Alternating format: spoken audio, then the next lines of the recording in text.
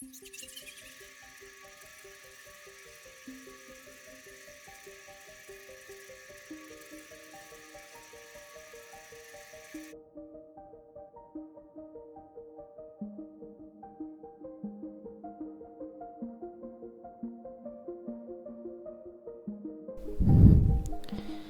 start off, let's close our eyes, raise our right hand, and point to our left.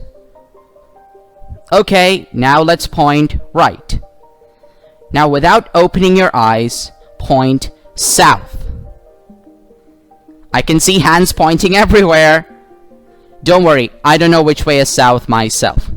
This seems to be the result for many people when they're subjected to this kind of direction test. But what if I told you that in a certain part of the world, a 5-year-old can show you the right way south? This is not science fiction. It turns out that an Aboriginal community in Australia are very good at sensing direction. And the best part is, it has to do with how they talk. A very good evening.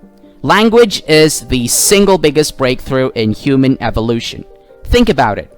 Using tones, hisses, and puffs that are made by exhaling through my mouth, I can generate ideas and transmit them to you.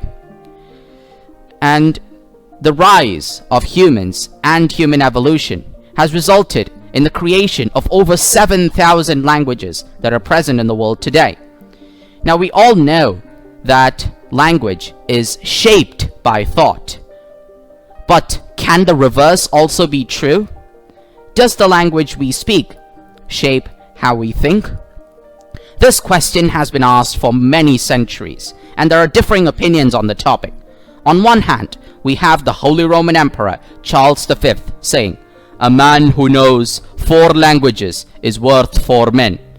On the other hand, we have Shakespeare saying, "That which we call a rose by any other name would smell as sweet" in Romeo and Juliet. Now, although we have differing views on the topic, there isn't any scientific data at the time to weigh in on that question.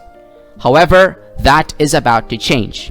Modern psychologists and linguists have put in years of research and have now scientifically proven that language does shape your thought. Broadly speaking, the effects of language can be categorized into 5: big, deep, early, broad, and heavy.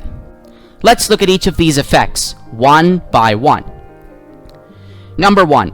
Remember the Aboriginal community we met earlier? These are the Cook Taior, and they live on the edge of Cape York in Australia. Their language has many interesting insights. For instance, they don't use words like left or right. Instead, they describe everything in cardinal directions. For example, "Oh, there's an ant on your southeast leg," or "Move the cup a bit northwest."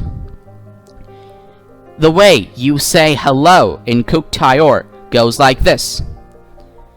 So the way you say hello is, "Tell me where you're headed," and the expected reply must be, "North-northeast and the far side, how about you?"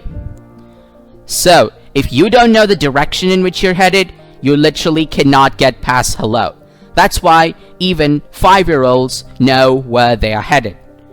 This illustrates the big effect that language has on our thoughts. Number 2.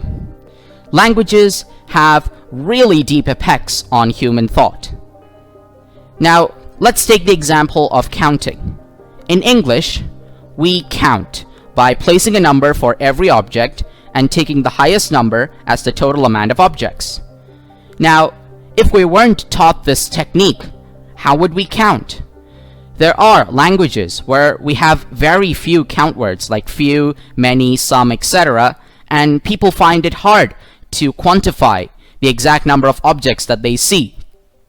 So this illustrates the deep effect that language has on thought. Number 3, early effects. Let's check out the case of color. All languages have different words for colors. Some of them have more color words while others have very less. Now let's take a classic scenario.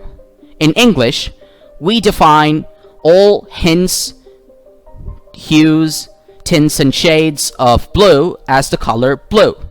However, in Russian, we have two different varieties of blue. Lighter blue is commonly called as голубой, and darker blue is commonly called as синий. So, if you were to conduct a color test and examine English speakers and Russian speakers with the detection of the color blue, you would find that Russian speakers can easily identify the two varieties of blue, while English speakers would still call them blue. Now, the difference that the language creates in the perception of color is so great that Russian speakers would think of голубой and синий as different as us English speakers think of red and green. Number 4. Broad effects. Languages can have really broad effects on how we think, and a classic case for this is grammatical gender. In a study conducted to test people to describe how they use adjectives for bridges, it is found that German speakers use more feminine adjectives such as elegant and beautiful to describe bridges, while Spanish speakers use strong adjectives like long or strong. The reason is that in German, bridge is feminine, while in Spanish, a bridge is masculine. So the same object is being viewed differently based on the grammatical gender. And last but not the least, number 5. Research has shown that eyewitness testimony can be influenced by a language. For instance, if I drop this water bottle, then in English we say, he dropped the bottle. However, a German or Spanish audience would say, the bottle was dropped. The difference here is in the agentiveness of the languages. The agentiveness of languages vary, and English, being a very agentive language, prefers to look at who did the damage, while in Spanish, it's about the action. So we've seen all these effects of language, and that brings us to the final point. Your language is your identity, and it's up to you to speak your language as it shapes your thoughts. Over to you, MC.